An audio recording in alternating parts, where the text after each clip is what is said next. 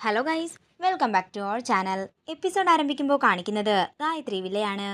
തനിക്ക് പ്രായമാകുമ്പോൾ താൻ എങ്ങനെ ഉണ്ടാകുമെന്ന് തൻ്റെ മൊബൈലിൽ നോക്കുകയാണ് ജാസ്മിൻ. അതേസമയം സുശീലയും അങ്ങോട്ടേക്ക് വരുന്നു. അവർ തമ്മിൽ സംസാരിച്ചു കൊണ്ടിരിക്കുമ്പോൾ അങ്ങോട്ടേക്ക് ഒരു ഫോട്ടോയും കൊണ്ട് പാറു വരികയാണ്. അത് ശേഖറിൻ്റെ ഫോട്ടോ ആയിരുന്നു. ആ ഫോട്ടോ സുശീലയെ കാണിച്ചിട്ട് പാറു ചോദിക്കുകയാണ്, ഇയാളെ അപ്പച്ചിക്ക് അറിയാമോ? അപ്പച്ചി ഇയാളെ എവിടെയെങ്കിലും വെച്ച് കണ്ടിട്ടുണ്ടോ എന്ന് ചോദിക്കുമ്പോൾ സുശീല പറയുകയാണ്, ഇയാളെ ഞാൻ എന്ന് പറഞ്ഞ് സുശീല ആലോചിക്കുമ്പോൾ ജാസ്മിൻ ആ ഫോട്ടോ വാങ്ങാൻ ഒരുങ്ങുന്നു. പെട്ടെന്ന് അങ്ങോട്ടേക്ക് വരുന്ന ഗാർഗി സുശീലയുടെ കയ്യിൽ നിന്ന് ആ ഫോട്ടോ തട്ടിപ്പറിച്ച് വാങ്ങിക്കുകയാണ്. ഞാൻ നോക്കട്ടെ എന്ന് ഗാർഗി പറയുമ്പോൾ അതങ്ങ് കൊടുക്കാൻ പാറു പറയുന്നു. അല്ല, അതാരാണെന്ന് ഗാർഗി ചോദിക്കുമ്പോൾ പാറു പറയുകയാണ്, എൻ്റെ അച്ഛനാണെന്ന് തന്നെ കൂട്ടിക്കോ, നിന്റെ അച്ഛനെ എനിക്കെങ്ങനെ അറിയാനാ എന്ന് പറഞ്ഞുകൊണ്ട് സുശീല അവിടെ നിന്ന് പോകുന്നു. തുടർന്ന് ആ ഫോട്ടോ നോക്കിയിട്ട് ഗാർഗി പറയുകയാണ്, ഇത് പാർവതിയുടെ അച്ഛൻ്റെ ചെറുപ്പത്തിലുള്ള ഫോട്ടോയാണെന്ന് തോന്നുന്നു. ഈ ഫോട്ടോ സ്കാൻ ചെയ്ത് നോക്കാം, വയസ്സാകുമ്പോഴുള്ള ഫോട്ടോ കാണാൻ സാധിക്കുമല്ലോ എന്നൊക്കെ മനസ്സിൽ പറഞ്ഞുകൊണ്ട് പാറു ശേഖറിന്റെ ഫോട്ടോ തൻ്റെ ഫോണിലേക്ക് പകർത്തുകയാണ്. അങ്ങനെ ഗാർഗി അത് സ്കാൻ ചെയ്ത് നോക്കുമ്പോൾ ഇപ്പോൾ ഗായത്രി വില്ലയിലുള്ള ശേഖറിന്റെ അതേ മുഖം തെളിഞ്ഞു വരുന്നു. അത് കണ്ട് ഞെട്ടലോടെ നിൽക്കുകയാണ് ഗാർഗി. ഗാർഗി, നീ ആ ഫോട്ടോ ഇങ്ങ് തന്നേന്ന് പാറു പറയുമ്പോൾ ഗാർഗി പറയുകയാണ്, എനിക്ക് എല്ലാവരോടും ഒരു സത്യം പറയാനുണ്ട്, ഞാനിപ്പോൾ തന്നെ എല്ലാവരോടും പറയും. പിന്നീട് കാണിക്കുന്നത് പ്രഭാവതിയെയും പ്രതാപനെയുമാണ്. പ്രഭാവതി പറയുകയാണ്, ആ ഇൻഷുറൻസിന്റെ കാര്യവും ശേഖറിന്റെ കാര്യവും പിന്നീട് ആരും ചോദിച്ചില്ലല്ലോ പ്രതാപ, എന്തു പറ്റി കാണും? എന്താണെങ്കിലും അത് ചോദിക്കാത്തത് നമുക്ക് നല്ല കാര്യം തന്നെയല്ലേ ചേച്ചിയെന്ന് പ്രതാപനും പറയുന്നു. അതേസമയം സുശീല അങ്ങോട്ടേക്ക് വന്നിട്ട് പറയുകയാണ്, രണ്ടാൾക്കും വേറെ ഒരു പണിയുമില്ലെന്നാ തോന്നുന്നത്. വെറുതെ സംസാരിച്ച് സമയം കളഞ്ഞോളും, അല്ലാതെ വേറെ ഒരു പ്രയോജനവുമില്ല. ഇത് കേൾക്കുന്ന പ്രഭാവതി ചോദിക്കുകയാണ്, നീ ആരുടെ കാര്യമാ സുശീല ഈ പറയുന്നത്? അയ്യോ, നിങ്ങളെക്കുറിച്ചല്ല ഞാൻ പറഞ്ഞത്, ആ ഗാർഗിയുടെയും പാർവതിയുടെയും കാര്യമാ പറഞ്ഞത്. രണ്ടും കൂടി മനുഷ്യന്റെ സ്വസ്ഥത നശിപ്പിക്കും. അല്ല സുശീലച്ചി എന്താ പറഞ്ഞു വരുന്നത്? അവളുണ്ടല്ലോ ആ ഗാർഗി, ഫോണിൽ ഏതോ ഒരു ആപ്പ് ഡൗൺലോഡ് ചെയ്ത് വെച്ചിട്ട് അത് നമ്മുടെ മേൽ എക്സ്പെരിമെന്റ് ചെയ്തുകൊണ്ടിരിക്കുകയാണ്. ഗാർഗിയെ പറഞ്ഞിട്ടൊന്നും ഒരു കാര്യവുമില്ലെന്ന് പ്രതാപം പറയുമ്പോൾ പാർവതിയും കൂടി ചേർന്നിട്ട് നല്ല സീനായിട്ടുണ്ടെന്ന് സുശീല പറയുന്നു. അതിന് ഫോൺ പാർവതിയും ഉപയോഗിക്കുന്നുണ്ടോ? അതിനവൾക്ക് ഫോണൊന്നും ഉപയോഗിക്കാൻ അറിയില്ലല്ലോ. അവർ ഏത് ആപ്പാണ് ഡൗൺലോഡ് ചെയ്തതെന്ന് പ്രഭാവതി ചോദിക്കുമ്പോൾ സുശീല പറയുകയാണ്, അതൊരു ഏജ് ബേസ് ആയിട്ടുള്ള ആപ്പാണ്. നമ്മുടെ ചെറുപ്പത്തിലെ ഫോട്ടോ കൊടുക്കുമ്പോൾ നമ്മുടെ ഓരോ പ്രായത്തിലെയും ഫോട്ടോ ആ ആപ്പിൽ തെളിഞ്ഞു വരും. ആ പാർവതി ഏതോ ഒരു ഫോട്ടോ കൊടുത്തിട്ട് പ്രായമായാൽ ആ രൂപം എങ്ങനെയുണ്ടാകുമെന്ന് ചോദിച്ചുകൊണ്ടേ ഇരിക്കുകയാണ്. ഇത് കേൾക്കുന്ന പ്രഭാവതി ഒരു ഞെട്ടലോടെ സുശീലയെ നോക്കുന്നു.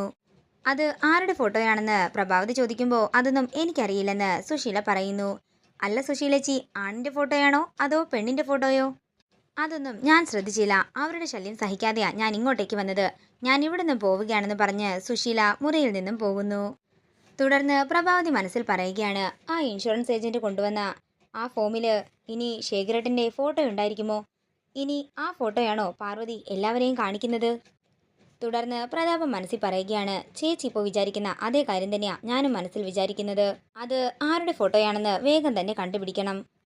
പിന്നീട് കാണിക്കുന്നത് ഗാർഗി ഹാളിൽ വന്നിട്ട് പറയുകയാണ്, ഈ വീട്ടിലുള്ള എല്ലാവരുടെയും ശ്രദ്ധയ്ക്ക് എല്ലാവരും എത്രയും പെട്ടെന്ന് ഈ ഹാളിൽ എത്തിച്ചേരേണ്ടതാണ്. എല്ലാവരും വേഗം വാ, എനിക്കൊരു പ്രധാനപ്പെട്ട കാര്യം പറയാനുണ്ടെന്ന് ഗാർഗി പറയുമ്പോൾ പാറുവും ജാസ്മിനും കൂടി അങ്ങോട്ടേക്ക് ചെല്ലുകയാണ്. എന്താ ഗാർഗി, നീ എന്നോട് കാര്യം പറ.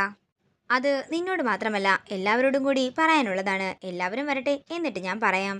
തുടർന്ന് വിശാലും അച്ചമ്മയും പ്രഭാവതിയും കൂടി വരുമ്പോൾ ജാസ്മിൻ പറയുകയാണ്, എന്താ കാര്യം, ഇനി കാര്യം പറ. അല്ല, ഇനിയും ആളുകൾ വരാനുണ്ടല്ലോ. തുടർന്ന് ഞാൻ വരാനാണോ കാത്തിരിക്കുന്നത് എന്ന് ചോദിച്ചുകൊണ്ട് സുശീല വരുമ്പോൾ ഗാർഗി പറയുകയാണ്, നമ്മുടെ ഒരു ഗസ്റ്റ് കൂടി ഉണ്ടല്ലോ, ഞാൻ അയാളെയാ ഉദ്ദേശിച്ചത്, അയാളും കൂടി വരട്ടെ. തുടർന്ന് ശേഖരൻ അങ്ങോട്ടേക്ക് വരുമ്പോൾ അച്ചമ്മ പറയുകയാണ്, ദേ ശേഖരനും വന്നിട്ടുണ്ട്, ഇനി നിനക്ക് പറയാനുള്ള കാര്യം പറഞ്ഞേ. എനിക്ക് പറയാനുള്ളത് ഒരു മഹാരഹസ്യമാണെന്ന് ഗാർഗി പറയുമ്പോൾ ഇത് കേട്ട് പേടിയോടെ നിൽക്കുകയാണ് പ്രഭാവതി. എങ്കിൽ പാർവതി, ഞാൻ ആ രഹസ്യം പറയട്ടെ. തുടർന്ന് ഗാർഗി ശേഖരന്റെ അടുത്ത് എന്നിട്ട് പറയുകയാണ്, നമ്മുടെ കൂടെയുള്ള ഈ മുത്തശ്ശനെ വേറെ ആരുമല്ല, പാർവതിയുടെ അച്ഛനാണ്. ഇത് കേൾക്കുന്ന പാറുവും ശേഖരനും ഒരേപോലെ ഞെട്ടലോടെ നിൽക്കുകയാണ്.